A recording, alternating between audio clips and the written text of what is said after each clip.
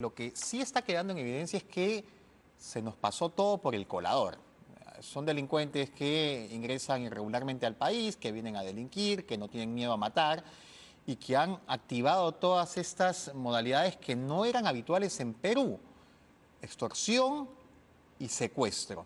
El ex viceministro del Interior, Ricardo Valdés, está con nosotros aquí en Canal N. Vamos a hablar con él acerca de este tema que preocupa. Señor Valdés, ¿cómo está? Buenos días. Buenos días. Estaba viendo estadísticas: 3.398 98. denuncias de secuestro solo el año pasado.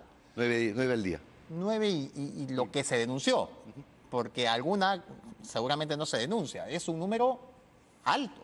Es un número alto. Hay que distinguir los tipos de secuestros también, ¿no? Porque tenemos los secuestros clásicos, que pareciera ser el caso de lo que ocurrió ayer en Los Olivos, donde ha habido seguimiento, reglaje, y de los secuestros al paso, que son estos secuestros de oportunistas que usan diversos medios, taxistas encubiertos, etcétera, que tienen como propósito llevar a la víctima al cajero y sacar el dinero de ahí.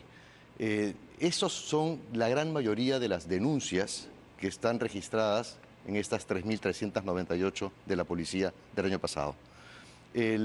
Hay también diversas modalidades. Hemos visto secuestros lamentables con muerte que han ocurrido en abril, el caso del odontólogo, que fue un secuestro planificado, o el caso de la funcionaria de la SUNAT, que fue un secuestro al paso, que terminó en muerte por error de estos delincuentes peruanos.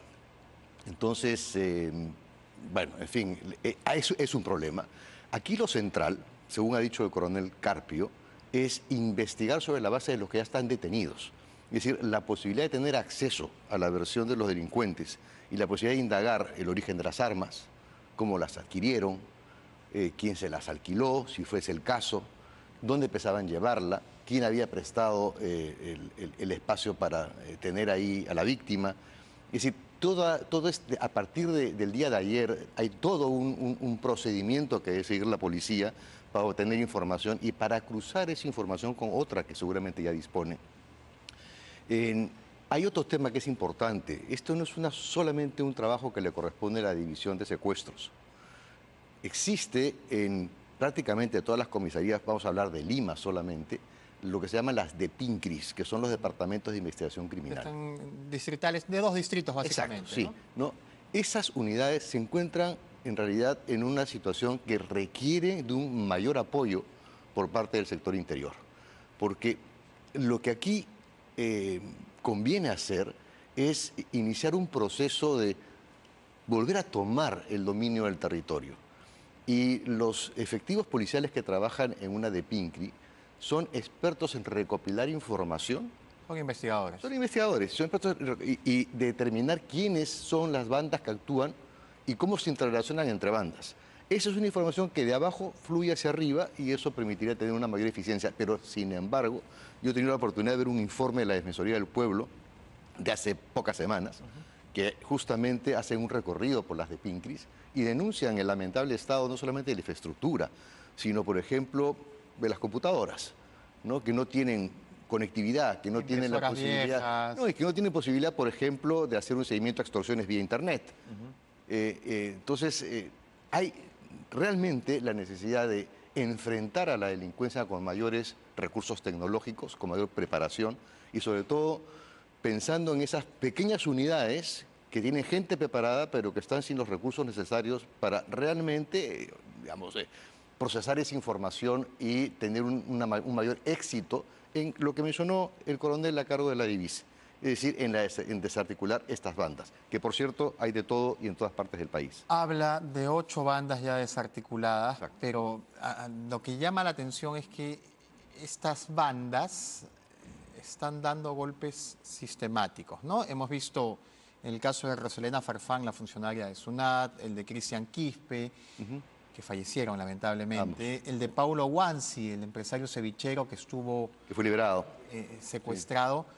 Pero que comienzan a mostrar un nivel de virulencia por un lado y de planificación por el otro. Mientras que el secuestro al paso solamente espera que suba alguna víctima y te someten a la presión, aquí hay un nivel de articulación mucho más grande. Sí, obviamente el secuestro clásico requiere de eso, o sea, porque van tras un monto mayor.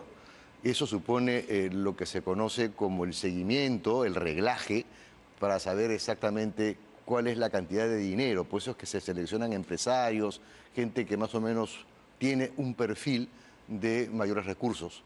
Entonces, ahí, obviamente, el delincuente opera sobre la base de una planificación, porque como he dicho, o sea, requiere de vehículos, a veces tiene que cambiar de vehículos, requiere de armamento, requiere de lugares donde tener a la víctima, donde poder rotarla. Entonces, lo que mencionó el coronel de secuestros es exacto. Es decir, lo que dijo es, esto no se queda solamente en las personas intervenidas, tiene que haber mucho más, porque detrás de ellos hay una organización. Hay soporte. Exacto. Y entonces, ¿cómo hacer de este combate algo efectivo? Porque lo que sí es evidente es que tenemos una gran incursión delictiva con la migración irregular, porque lo hay, y no hemos dotado a las instituciones de el soporte que sí tienen los delincuentes, de infraestructura, de vehículos, de tecnología, de capacitación. No les hemos dado nada. Entonces, Les hemos dado ¿cómo? muy poco, digamos, tienen algunos recursos, obviamente, no se podría intervenir, pero se requiere más, ¿no? Y se requiere, obviamente, lo que mencioné hace un momento, empezar desde el territorio más pequeño. Por eso es que esto además hay que trabajarlo en una lógica de seguridad. Es decir, no solamente es el problema de los secuestros, que es quizás lo que más nos llama la atención ahora por lo que hemos visto, que finalmente tuvo un desenlace relativamente feliz, salvo por el caso de la señora que recibió un impacto de bala y que se encuentra mal.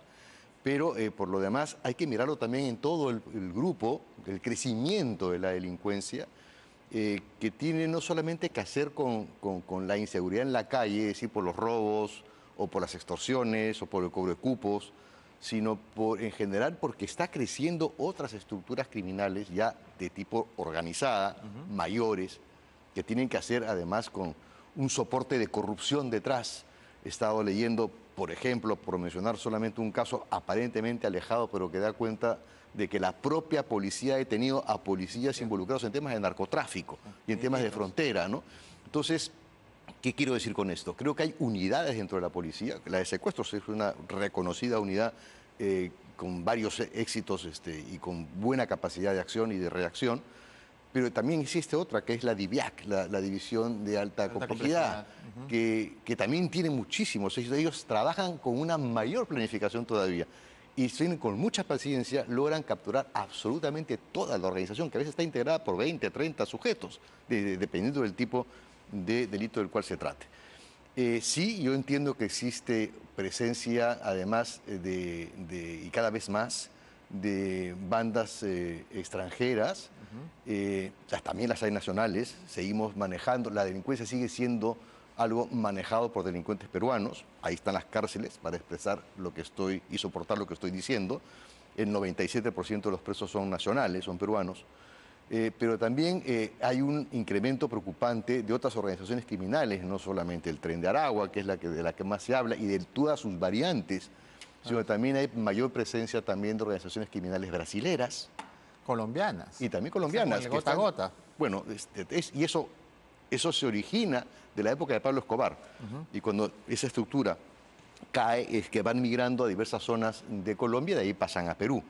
Tenemos problemas muy serios en la zona del Putumayo, también con los temas de narcotráfico y minería, y tenemos diversas modalidades a lo largo de todo el país. Por eso digo que hay que mirar el tema, no solamente el tema del secuestro per se, investigarlo como un tema específico, pero también en su relación, porque detrás de ese secuestro hay un comercio ilegal de armas. Y hay armas en las calles que son ilegales, ¿no? Detrás de eso también hay estructuras criminales que prestan y alquilan vehículos para cometer, o hay también una estructura de robo de vehículos. Entonces, todo delito tiene ramificaciones y no se puede mirar de una manera aislada. ¿Qué hacer con el sistema? Porque hay un tema que da la impresión de que no actúa, y se lo explico de esta manera. Caen bandas de extorsionadores que están vinculados a la prostitución. A mí me ha tocado hacer cobertura, más de una vez de eso. caen 30 tipos y vuelven a la calle. Cae el maldito Cris y vuelve a la calle. Caen decenas de robacelulares que se roban 10, 15 celulares por día y vuelven a la calle. Y muchos de esos que vuelven a la calle no tienen, o sea, muchos son peruanos, ¿cierto? La mayoría. Pero muchos de ellos son extranjeros que no tienen documentación, que tienen ingreso irregular, que tienen cadena de delitos detrás, pero que vuelven a la calle. Entonces, se da este tema de la puerta vaivén. Que todo esfuerzo de la policía se va al agua si es que ese mismo delincuente vas a tener que capturarlo una, dos, como el maldito Cris, por ejemplo, dos, tres. ¿Qué hacer con eso? Eso es obviamente un tema que debe ser de altísima preocupación por parte de los altos niveles del Ejecutivo. Es decir, yo creo que a mí me parece que en realidad el tema de la inseguridad ya ha pasado todos los límites de soporte por parte de la población y además porque tiene una incidencia altísima también sobre la economía. Es decir, las inversiones no van a llegar al país en tanto que sigamos teniendo estos índices de criminalidad en aumento. Entonces, cuando menciona lo que acaba de decir, hay que pensar de que qué es lo que está ocurriendo, como bien dice, con el sistema. El sistema supone no solamente la actividad policial, supone la actividad del Ministerio Público para poder procesar a los delincuentes. El Congreso ha dado una norma en donde ha reducido, por ejemplo, a 495 soles el monto para que en el Código Penal había un monto mayor delito. para que sea delito. Entonces, por lo tanto, ya puede ser procesado. Anteriormente el monto era mucho más alto y por lo tanto se consideraba como falta. Y por eso es que no purgaban condena ni si desarrollaba un proceso judicial. Pero hay que evaluar también qué pasa con la carga judicial, qué pasa también con los jueces, cuál es el ritmo que tienen de despacho, qué está pasando con las cárceles, es un tema del Ministerio de Justicia. Tenemos cárceles absolutamente abarrotadas, ahí no entra un alfiler más, pero hay mucha gente que está sin siquiera sentencia dentro de las cárceles.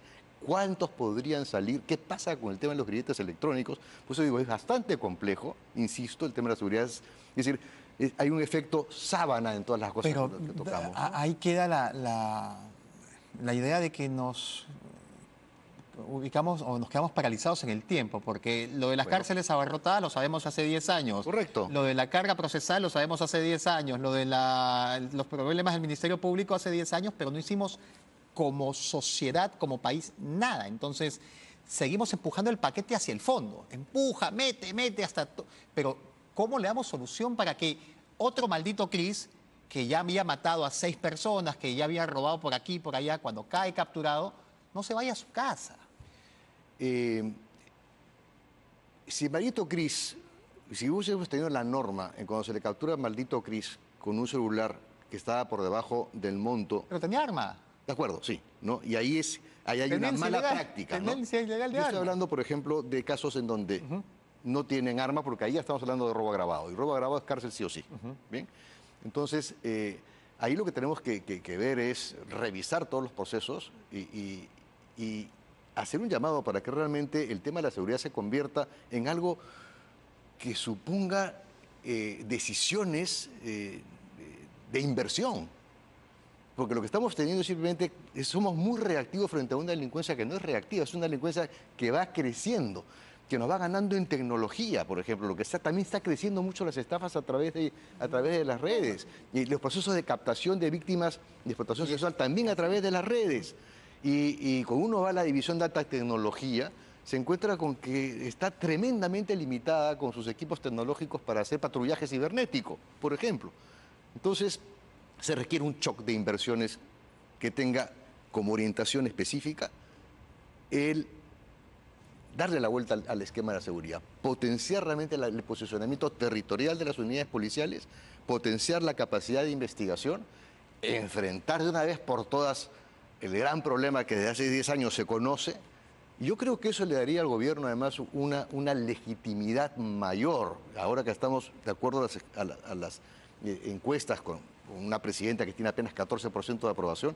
Creo que si realmente enfoca su labor en esto que es tan crítico para la ciudadanía y realmente el ministro de Economía junto con el primer ministro toman decisiones orientadas a esa brecha de 10 años, empezar a reducirla, Creo que ahí podríamos empezar a sentirnos un poquito más seguros. Y esto parte desde una mayor capacidad de distribución de la policía a lo largo de todo el día en las calles. Empecemos primero por controlar el territorio. Ojalá que funcione. Ricardo Valdés, muchísimas gracias por Con gusto. su participación esta mañana.